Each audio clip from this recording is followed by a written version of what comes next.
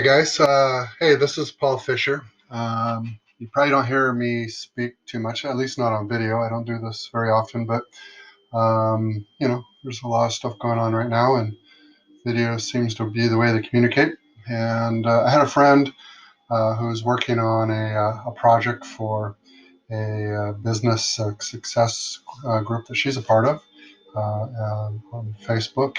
She asked if I would post a video about something that she's working on. So um, she asked us if we could talk about some of our last crises that we have been a part of, what we learned from them, and how we use them as lessons. What lessons have we learned from them? So um, most of you may know a little bit about me. Um, um, I'm a investor right now, a real estate investor, and I also have had the opportunity recently to get involved with a marketing group who is helping small businesses and stuff.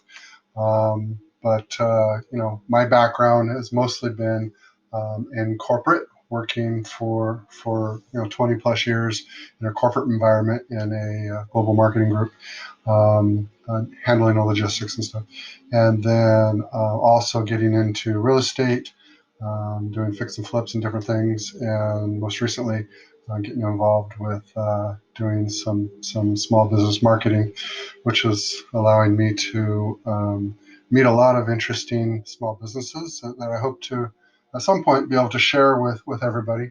And think I figure that it'll help other businesses and other people in some way. So let's get down to my friend's challenge here, crisis, and let's talk about my favorite word. Um, and my favorite word is the word next. Next is one of the simplest, most beautiful words that I know, and it comes to me from a success mindset. It's a mindset that I've sought after for years, and put a lot of time and study and training into, and success is something that I have to work towards every day. So just to speak a little bit about some crises in our life. Not too many years ago, my wife and I received news that she had cancer. And probably within a week or so of that, maybe less, I lost my job as well after 20 something years. Um, and it was to me it was a stressful period of time, obviously to my wife, but yet she didn't have that mindset about her. She was much more of a enlightened, positive mindset at that time, and I had to work very hard on myself to get there. And so I spent a number of years training and studying and working on that, and I'll go into that in a little bit. But so, anyways. I've been in business and for a number of years, and I've made lots of money. Some deals I've made no money, or just a little bit of money compared to what our plans and anticipation was, and I've been a part of deals that lost lots of money. Um, you know, um, I'm still have a deal going on right now where we're losing quite a sizable sum. So where there's success in some areas, there's failures in other areas, and that could be quite a crisis for some people. Um, Most recently, I've been sued for something that somebody else did. Um, Somebody that I was a part of, but wasn't directly involved in it. But yeah, I'm being sued and pulled into a lawsuit.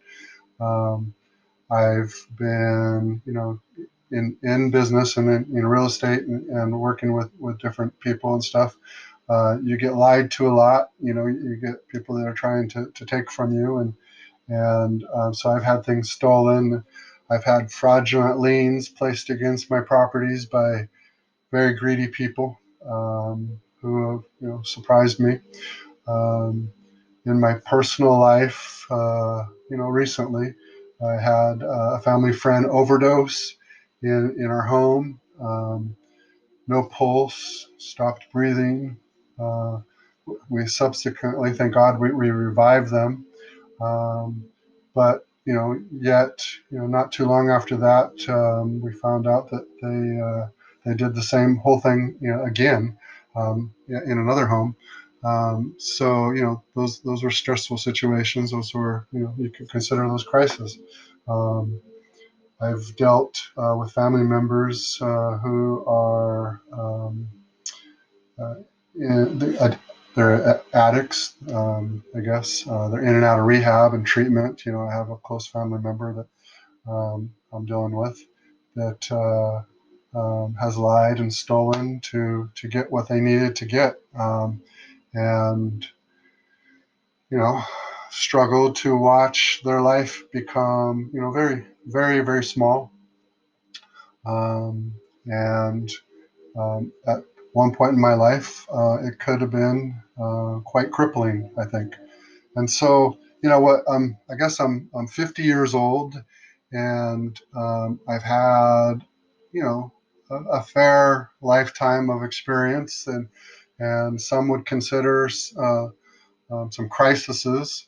But until I was asked this, very, I guess, oddly, I don't really think back about the crises very much. You know, I tend to focus on the time that we've spent with family and friends. The moments and things that come to mind are, laughter and learning and growth and, you know, being around interesting, um, very smart people, people that you would consider very, very successful, much smarter than me, of course. And those, when I look back at my times and stuff, I guess that's what I really look at. Um, it's these are the things that have allowed me to arrive on the path to where I am right here today. And I feel like I've learned the value and the benefit of adjusting my perception, um, adjusting the view that I have of challenges that I come across until I find something of value to be gained from them. And I wasn't always like that. Early on in my life, I lacked enough perspective and wisdom to understand that I didn't need to figure everything out on my own. I didn't need to, try to make all the mistakes myself. And there were better ways, and if I took the time and effort to study and learn, that I could improve my life through the success of others. And there was times in my life before this, and up until about 6 or 7 years ago, uh, I might have viewed failures as roadblocks. I didn't realize that they were more like stepping stones on my path to the success that I was looking for. And that that was really enlightening for me. Um, I you know um, I spent many years working on self improvement, studying books and trainings of some of the top minds of people in our history, and have sought to model myself after successful people. So what did I learn from these successful people? What's a common trait from them? I would say that, to me, probably the most important common trait I learned about successful people is they've all failed just like me. Failure should not hold any power over us. I spent years learning this, and I've never met anyone yet um, that hasn't failed or had a crisis. Normally, lots of them, and probably the biggest single difference between the successful people and the unsuccessful people is that successful people have a different mindset. They have learned to deal with failures. They have learned to accept them and oddly embrace them. And they understand how to use them and turn them upside down and sideways, like, with a childlike curiosity to see, what they can shake out of each one of them. And they're not done until they've figured out everything they can, to learn from them. So failure or crisis doesn't stay a setback or become a negative for them. Instead, these have become learning or education. It's like the tuition, I guess, that they've paid for the education that they got. Um, I would say that if next was my favorite word, I would say perception is probably the most important word. Um, Setbacks, challenges, or whatever you want to call them, only stay that way if we choose to let them stay that way by doing nothing, and by dwelling in the challenges and setbacks, and focusing on them. To master life, had to learn to take everything that happens, whether it be supportive or challenging, and look at how it serves me and my mission. It's never what's happening, on the outside. It's always it's how I perceive what's happening on the outside that is important. And so, how does this all serve me? Um, I So if I can take a challenge, or a setback, and say, okay, how can I use this to my biggest advantage, and what are the benefits I can get from it, and how am I going to use this to fulfill my highest values? If I ask that question, then it's not an obstacle any longer. Uh, an obstacle is only when you choose to see it as a setback without the opportunities that come along with it. And sometimes we miss the opportunities by focusing on the negative and the grief. And so I'll probably leave you with this. It's my recipe for success in dealing with a crisis. I use this probably every day. Um, it's kind of my menu path, if you were to use a computer term. Uh, I perceive a challenge, I view it, I see it, I witness it, and then from there, my next step is to ask how it serves me, um, and then thirdly, I'd say then from there I decide if there's any action that I need to take. Um, And once I've decided that, I look at it, again and say, did I gain any value from it? Um, Whether I did or I didn't. And then my last step is my favorite magical word. I just say next, and I move on. And I don't focus for long or dwell too much on um, the things that have gone on in my past. I tend to focus mostly, when I think back at things, on the people that I've had interactions with, the laughs that I've had, the knowledge gained, the lessons learned, the improvements I've made. Those are what I have value of. Those are what I think about when and if I do. Um, And I guess I have a interesting tidbit I could add here. I probably wasn't going to say nothing about it, but I I could add a little bit. It's emotions. Um, as a side note to all this, if you have issues dealing with your emotions and stuff, if you get really angry or really, really sad and deep, um, the byproduct of this change, to my perspective, has been my recipe for success with this, that I use, has been its positive effect on my emotions. Um, those of you that know me deeply may know that I'm somewhat of an empathic person. I'll say that again, empathic, which is, if you're not familiar with this personality type, um, for me it manifests in the way that I take on the emotions of others, and I can get caught up in these long, drawn out introspective loops, replaying the smallest interactions with others based upon how I perceived that they felt about anything that was going on in their life, or what they were feeling at that moment. And or I might perceive how they felt about me, and that might impact me all day, the whole day.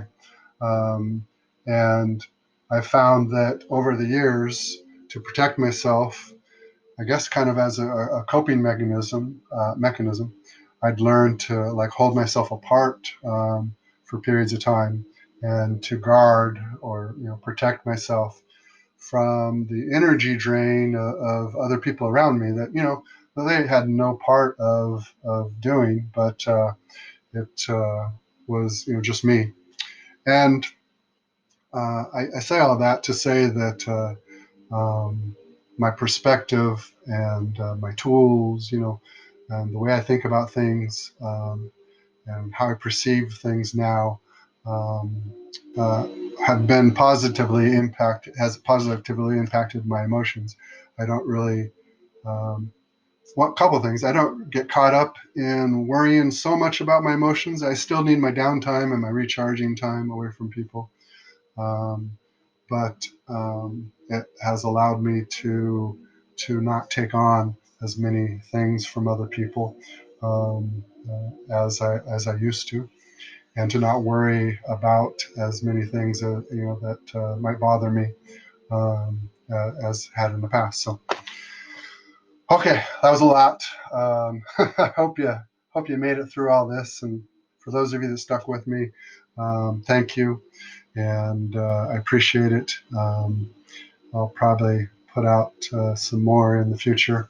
Um, if you have made it through, if you'd like to help me a little bit, um, you can go over to my Facebook page on my marketing site and just go over there and like it for me. And I hope to, in the near future, start providing some helpful things to general folks and to small business folks on the site as I come across them. Like, I'm in works right now with some folks that have some masks and reusable masks and reusable gowns for people and businesses and stuff that might need them. So stay tuned for that. I might be able to help folks with that who have need as they get back into business, and as we come out of this crisis and stuff, and move on to the bountiful things that I foresee happening in the future. I think it's a time of transition and change that's going to be really quite interesting and dynamic, I think, for the folks that have gone through it and are now readjusting how they behave, and the businesses that they want to be a part of, and the businesses they want to have for themselves, whether they be a, um, if you want to continue to go back and work for folks, or you want to do things, businesses on your own. I'm going to be out there supporting you, and hope to be able to help you. And I just want to say thank you and appreciate you. And those are people that want to say stuff and stuff to me. That's fine. Small little comments are good. Don't get too emotional with me, or you might lose me. Okay. So take care and thank you for your time. Appreciate everything.